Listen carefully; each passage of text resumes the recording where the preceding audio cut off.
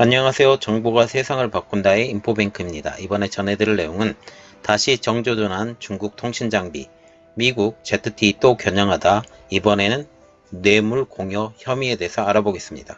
여러분의 구독, 좋아요 많이 눌러주세요. 그러면 한번 시작을 해보겠습니다. 지금 미국에 의해서 다시 겨냥당하는 ZTE, 이번엔 뇌물 공여 혐의에 대한 내용인데요. 미국 당국이 또 중국 통신 장비 업체인 ZTE를 다시 겨냥하고 있죠. 이번에는 뇌물 공여 혐의입니다.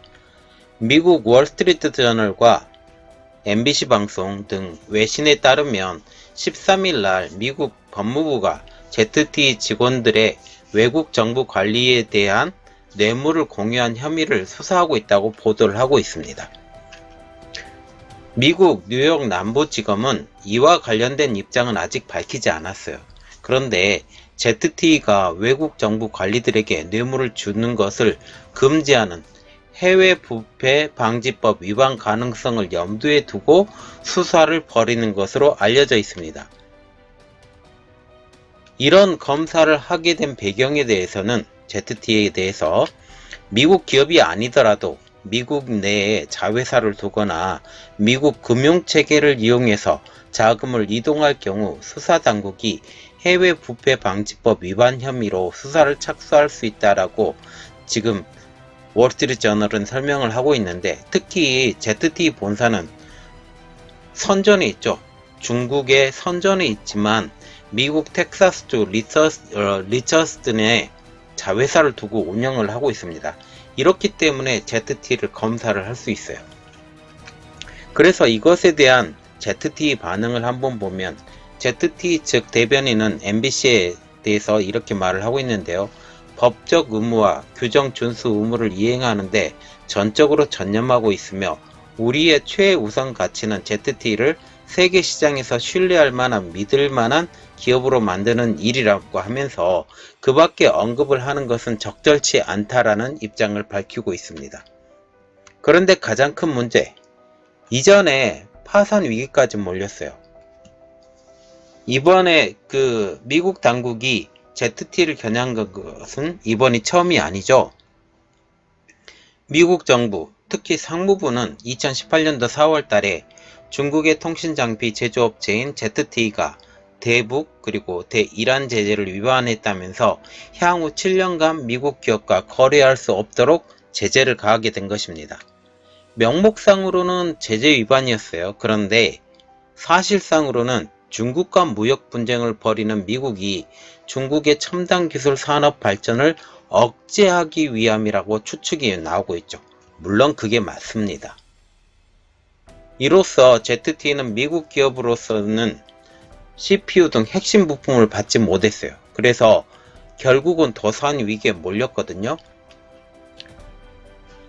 그런데 중국과 타협을 하면서 미국 정부는 ZTE로부터 벌금 10억 달러를 받고, 그리고 4억 달러를 보증금 성격으로 결제대금 계좌에 애지하는 조건으로 ZTE를 제재를 해제하는 선처를 한 바가 있죠. 그래서 이번에 ZTE에 대해서 이렇게 압력을 가하고 있잖아요. 이것에 대한 언론의 반응을 보면 월스트리트 저널은 이렇게 말을 하고 있어요. 미국 당국의 이번 조사는 미국과 중국 간 갈등을 고조되고 있는 와중에 이뤄지고 있다는데 주목을 하면서, 이미 유죄를 인정한 ZTE가 추가 범죄를 저지른 것으로 드러나면 엄벌에 처해질 수 있다 라고 말을 하면서, 이번에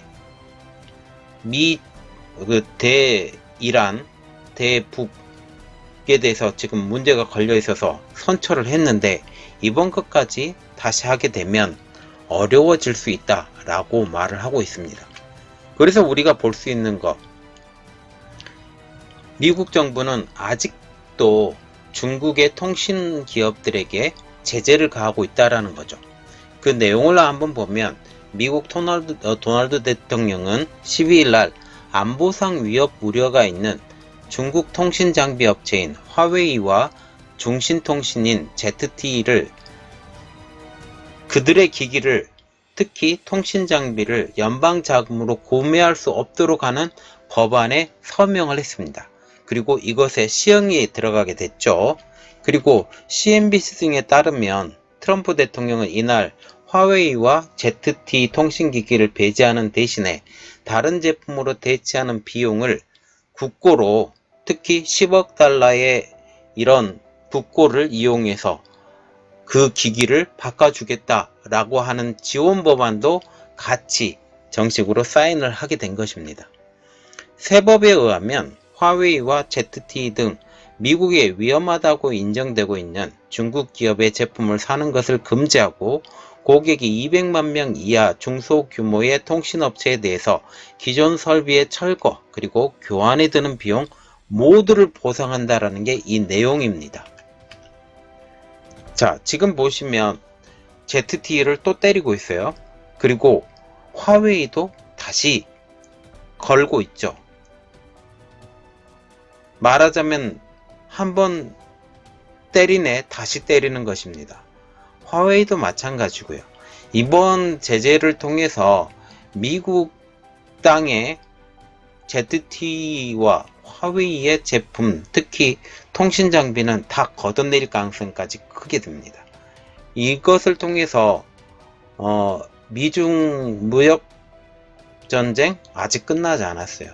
끝나지 않고 계속 갈 거고, 또 하나 이번에 환율도 그렇고요. 또 이번에 그 금리 내렸잖아요. 미국에서 제로금리까지 내렸는데요. 이 가장 큰 문제는 미국이 중국을 견제하는 거에 대해서 우리가 생각을 해봐야 되겠습니다. 지금 현재 미국이 이 위기를 타개를 할 겁니다. 타개를 할 거고, 다른 방법으로도 타개를 하는 방법이 많았지만 금리를 내린 것이 우리가 눈에 봐야 돼요. 그 금리를 내렸던 가장 큰 이유, 중국의 견제입니다. 다른 거 없어요. 그걸 우리가 보고 그 배경을 한번 생각을 해봤으면 좋겠습니다. 이번 내용은 여기까지였고요. 저희 내용이 여러분들에게 도움이 되셨다면 구독과 좋아요 그리고 알림 설정까지 좀 부탁드리겠습니다. 감사합니다.